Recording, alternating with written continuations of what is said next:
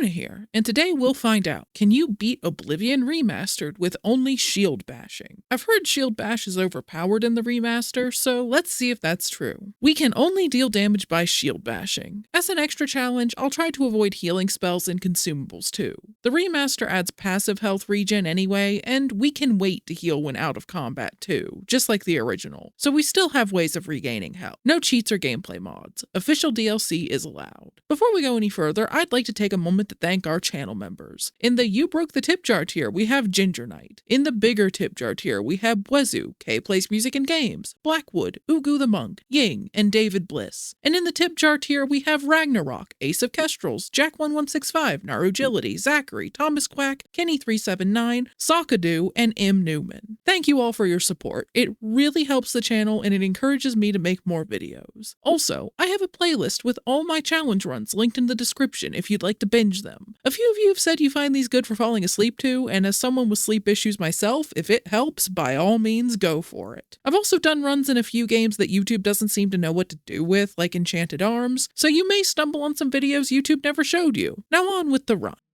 We're playing on Adept for consistency with my other runs, and longtime viewers are already well aware of my aversion to damage sponges. However, credit where it's due, the remaster has two sliders, one for NPC damage and one for the players, potentially allowing both to be increased so combat is fast and deadly for everyone just the way I like it. We pick an orc because they have the best bonus to block at +10, and I'd like to minimize the initial grind. They also have an innate 25% resistance to magic. In theory, Breton would be better thanks to their 50% resistance, but I'm choosing convenience. Besides, I'll take any excuse to play something besides Breton during runs. I don't have anything against them, it's just that their magic resistance and extra magicka in runs that allow spells make them so good that we pick them most of the time and I get bored. I admit orcs are the runner-up thanks to their combat skills, high endurance, magic resistance, and berserk, but I'll take whatever variety I can get. We get through the tutorial as a pacifist as we can't attack until we gain shield bash at 75 block skill. We pick up 2 shields in what armor we can along the way, and have to double back to grab a weapon because I forgot shields can't be fully utilized when unarmed in Oblivion. Also, we can't block unless we have our weapon drawn. It isn't a problem, just a difference between Classic and the remaster. We pick the Lord Birth Sign. I considered Warrior for strength and endurance, and in Classic Oblivion it's likely what I would have picked, but in the remaster the Lord grants 15 armor and magic resistance for extra tankiness. Getting endurance early is also less critical. Its health gain per level is retroactive in the remaster, so it doesn't matter if we max endurance at level 5 or level 50. We'll have the same health in the end. Atronach's 50% spell absorption made it another contender, but I prefer the reliability of Lord's armor and resistance over a coin flip absorption. For our class, we specialize in combat to gain block skill faster and favor strength and endurance. While early endurance isn't critical, we want to max it at some point, and there aren't many helpful attributes for this run. I suspect strength will increase shield bash's damage and it'll boost our stamina regardless. Without spells, intelligence does nothing and willpower only raises stamina. I doubt bashing scales with agility, so it only affects stamina, and personality is, as always, useless. As for luck, who knows? I'd rather bet on strength raising bashing damage. Speed is also nice to have, so it'll get the leftover points after we raise strength and endurance by the maximum of 5 each level. For major skills, we obviously pick block, as well as armorer and heavy armor. It's nice to not have to leave one a minor skill to grind endurance, but it's also sad to lose that connection between skills and attributes. On the whole, I prefer the convenience of the remaster's leveling where we get a set number of points to put wherever we wish, within the bounds of up to 5 per attribute and increasing 3 attributes per level as a nod to the original leveling system. But the original kind of forced level ups to make sense. We couldn't gain tons of strength if we spent that level studying magic, for example. We also pick acrobatics and athletics for mobility, alchemy to make potions to trade for a pile of repair hammers, and restoration because I couldn't think of anything else, and if we have to give up on the extra challenge and use healing spells, it'll help. Also, getting rid of the hard pause pop-ups in favor of messages off to the side helps with the pacing of the tutorial. As much as I like Morrowind's characters creation's brevity, I think Oblivion strikes a good middle ground between teaching new players and getting to the actual game. I'm also glad the remaster made a proper animation for the Emperor's assassination, and is it just me or are there way more assassins out where Glenroy and Boris were fighting? It helps sell the idea that they were too occupied to help. Anyway, it's time to find rats to grind block, at least after we visit the market district to trade our first batch of potions for repair hammers. I'll see you in a few hours.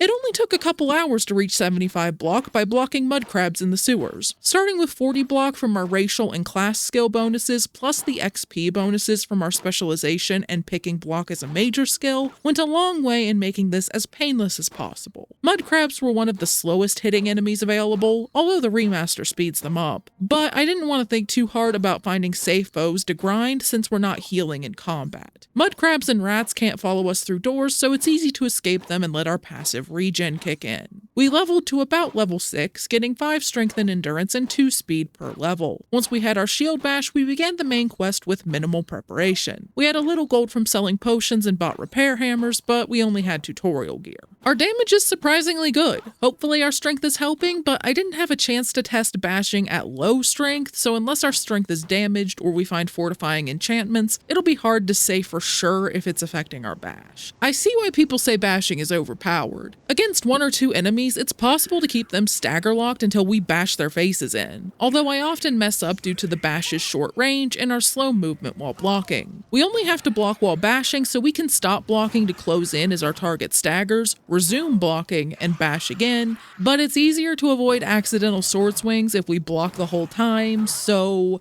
I'm probably playing a lot more slowly than someone who wasn't terrified of accidentally swinging their weapon would. While bashing costs lots of stamina, it doesn't require stamina to use, meaning we can continue bashing even if we're out of stamina. It easily gets us through the Oblivion Gate outside Kvatch so we can rescue Martin, although Joffrey did his best to hold us up by getting stuck in a crate when he went to check where he hid the Amulet of Kings. Thankfully, speaking to him advanced the quest and he warped to us when we fast traveled to Cloud Ruler Temple. After that is the Culty book hunt that largely consists of dialogue and Boris clearing out the sewers. I'm more reluctant to get involved in combat alongside allies than usual. Allies love to jump in front of us as we swing and stick us with an assault or murder charge at the best of times, but the awkwardness of the bash's hitbox makes it harder to avoid hitting allies, at least for me. That being said, this isn't a pacifist run, and as soon as Boris is out of the way, we leap into the fray against Raven and his minions. At this level, Raven carries a ring of shock shield, and the minions happen to have a ring of Aegis, raising our armor and shock resistance. This is better for us than the coveted mundane ring Raven has at higher levels, as mundane rings have spell reflection. Defensive enchantments like shield are fine, but spell or damage reflection are not, as we want our damage to be from bashing. The battle at the altar in the Mythic Dawn Shrine is a little dicey. While shield bashing is great at stagger locking 1 or 2 enemies, groups can stagger us as we're often blocking with little or no stamina. If we're hit between bashes, even a dagger will stagger us. We also had to load back once when the game stuttered after the pop-up when Mankar flees through a portal, causing us to stop blocking even though I was holding the button and swing our sword instead of bashing. There were a couple stutter swings even in the successful attempt, but we were able to turn away from the cultists so they didn't hit anyone. The cultist spells, particularly Ruma's, are another problem. I'm glad we got the Ring of Shock Shield and have an innate 40% resistance to magic, because we were a little singed by the end of the battle. The cultists in the tunnels hardly put up a fight, although the stockroom guard was unhittable. Never change, Bugthesda. The spies didn't cause issues, although Ural was taken out near Bruma's North Gate before we even saw her. We were waiting near the standing stone the spies watched Cloud Ruler Temple from and got a pop-up congratulating us for removing her. Now we need a Daedric artifact for the ritual to open a portal to paradise, and while there are a handful of Daedric quests open as we're around level 10, I tend to default to Sheogorath or Azura as their quests have the lowest level requirement. I settled on Azura since Sheogorath's quest lacks combat, and again, this isn't a pacifist run, but we ran into an unexpected issue. To start Azura's quest, we must offer glow dust. There are failsafes that make sure glow dust is obtainable even at level 2, since Azura's shrine is the one the player is pointed to during the Blood of the Daedra stage of the main quest. The most obvious one to casual players is likely the wisps that appear near her shrine only during Blood of the Daedra. Unlike normal wisps that don't spawn until around level 9, these spawn at any level and are non-hostile, although they'll retaliate if attacked. Unfortunately, like normal wisps and a few other enemies such as ghosts, they can't be hit by normal weapons. I was unsurprised when our steel and Dremora shield did nothing. I had slight hopes for the Dremora shield, but let's face it, Dremora gear only exists to give Dremora scary looking weapons without making true Daedric gear abundant at low levels. We could get around banishing wisps by buying a guaranteed sample of glow dust at the main ingredient in the Imperial City Market District. I said the wisps were the most noticeable failsafe to get glow dust, not the only one. And while we're running to ghosts later in the main quest, we don't have to send any to the Shadow Realm in order to progress. However, I now need to know if battling ethereal enemies with shield bashing is possible, so forgive this little tangent. Ethereal foes like wisps can only be damaged with enchanted, silver, or Daedric weapons. Apparently ebony, the blood of the gods, isn't magical enough. According to the wiki, there are no silver shields, and that tracks considering I don't recall seeing one or any silver armor for that matter, so that leaves enchanted or Daedric shields. We made a pile of potions with food from the Imperial City inns, oddly one had a sheep in the lobby, and sold them to fund our purchase of the Tower of the Nine. Its enchantment boosts block and heavy armor and grants a 5-point shield that's essentially extra armor. It may also do more damage if the Oracle wasn't hallucinating when it claimed a shield's armor rating affects its bash's damage. I couldn't find anything to that effect on the wiki, so I'm far from certain of that. We head back to the wisps and bash them with Tower of the Nine, but to no effect. Maybe the game is looking at our weapon when deciding if an attack is effective. As you can see in this test, don't worry, we loaded back to avoid breaking the rules, our iron longsword has no effect, but we have a sigil stone from Kvatch so we can apply its enchantment to our blade. Then it does affect wisps, but Tower of the Nine still doesn't. I have ideas, but they won't be as quick to test. First, we'll see if shields can have offensive enchantments. We can't use the frost damage effect from our sigil stone. It insists on applying frost resistance instead, but there's a slim chance we can put damaging effects on shields with an enchanting altar, I suppose. We'll need mage tallow candles and a filled soul gem to enchant a shield that way, which shouldn't take long. If that doesn't work though, the only remaining option will be to reach level 20 and find a Daedric shield. I'm unsure if Spellbreaker counts as Daedric. It should, considering it's Periite's artifact, but as much as I love Oblivion, inconsistencies like that are all too common. Besides, we can't have spell reflection, so it's a no-go.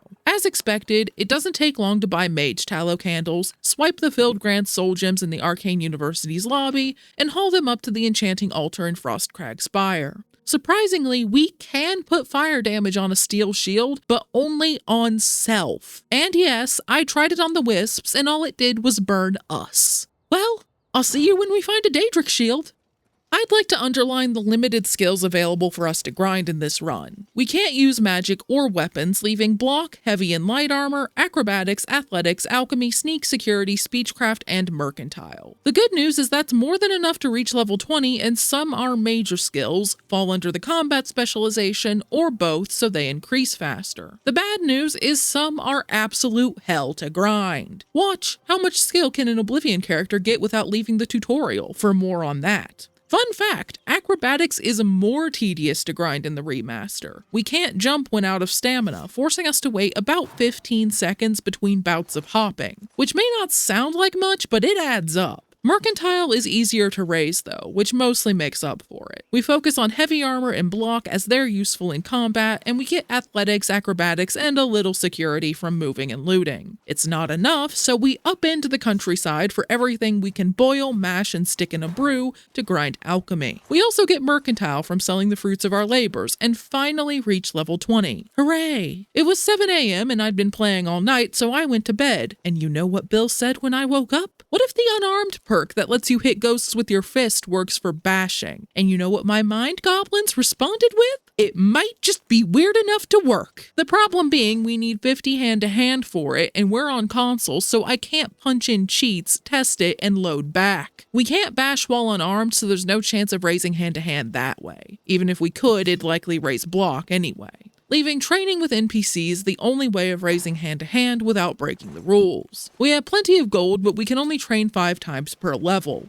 Unused sessions don't carry over, so those sessions we could have used in earlier levels, gone. We'll have to grind even more levels to train unarmed to see if it will let bashes hit ghosts, because an interaction like that is so Bethesda that I must check it. At this point, the "is there a way for bashes to hit ghosts" tangent is taking longer than the actual run, but we're this far in, so we may as well start training hand-to-hand while we look for a Daedric shield. A few extra levels should make Daedric items more likely to appear anyway, or at least that's what I'm telling myself. Amazingly, we haven't quite mastered heavy armor or block, so we get a couple levels fighting the Dunmer and Sundercliff Watch. They were the first enemies I thought of that regularly spawn with Daedric gear. They refuse to wear cuirasses or helms, despite the head and torso being arguably the most important areas to protect, but they do have gauntlets, greaves, boots, and of course shields, and we eventually find a Daedric shield on a soldier in the canteen in their underground village. We rush back to the Wisp at Azura's shrine, hoping up, down, and sideways that this shield can bash this damn Wisp, because if it can, we don't have to get the hand-to-hand perk.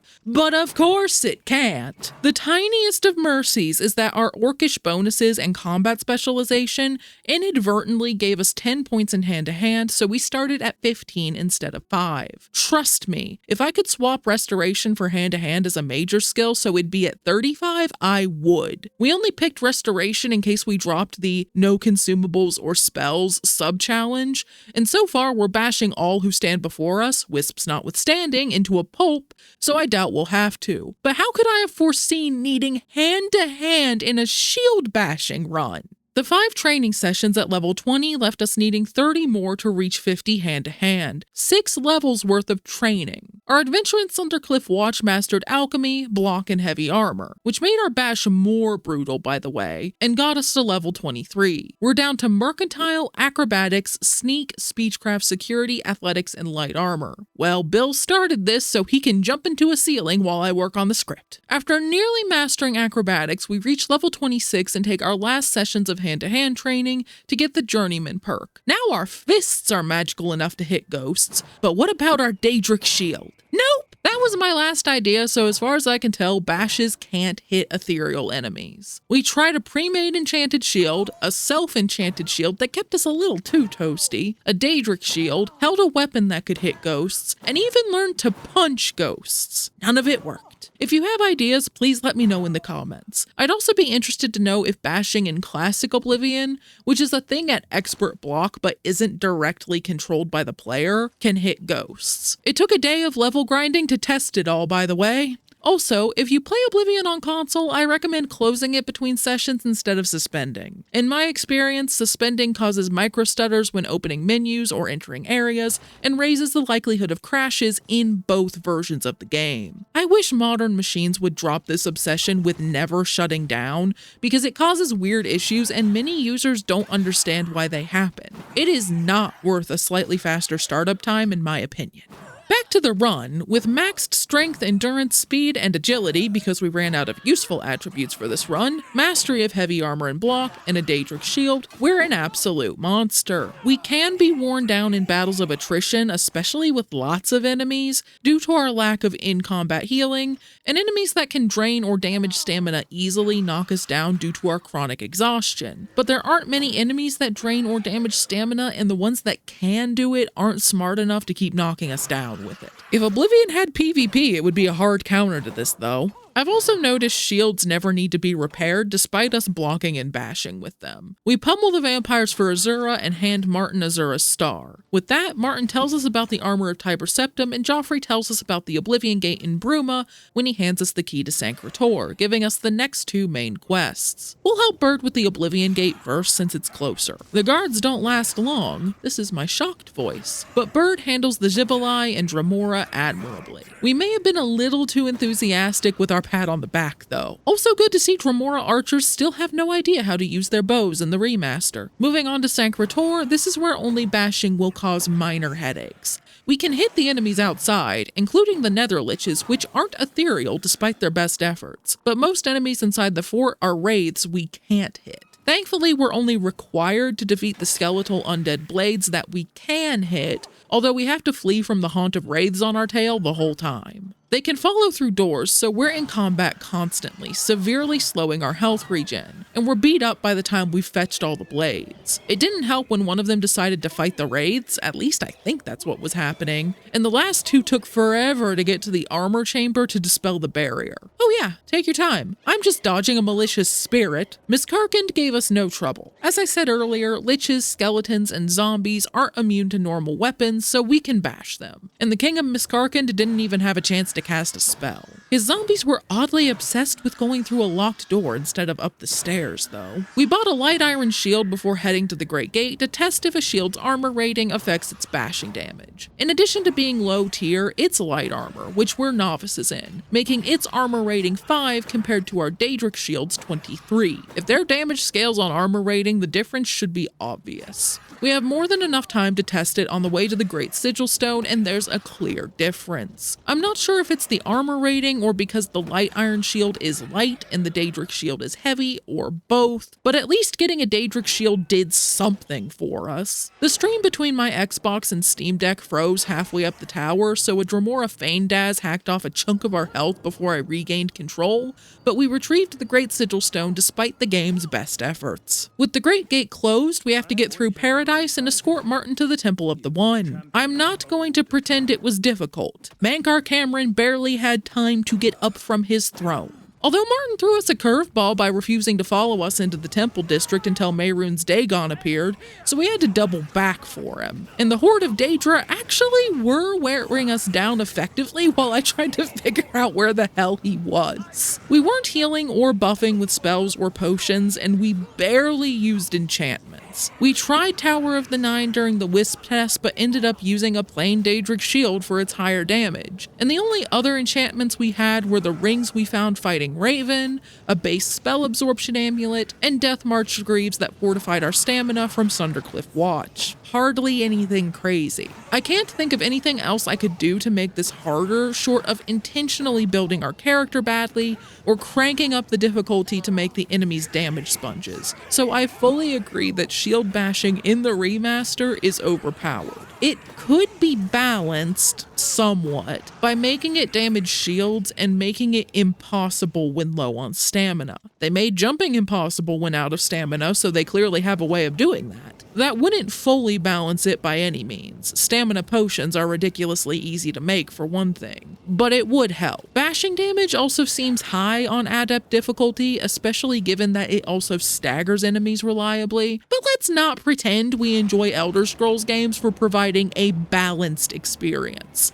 We're here for the bugs, wackiness, and lore. And even though this run wasn't difficult, my mind goblins found testing Shield's inability to bash ethereal foes satisfying. Hopefully you also found it entertaining. If you did, please consider subscribing, leaving a like, and sharing this video.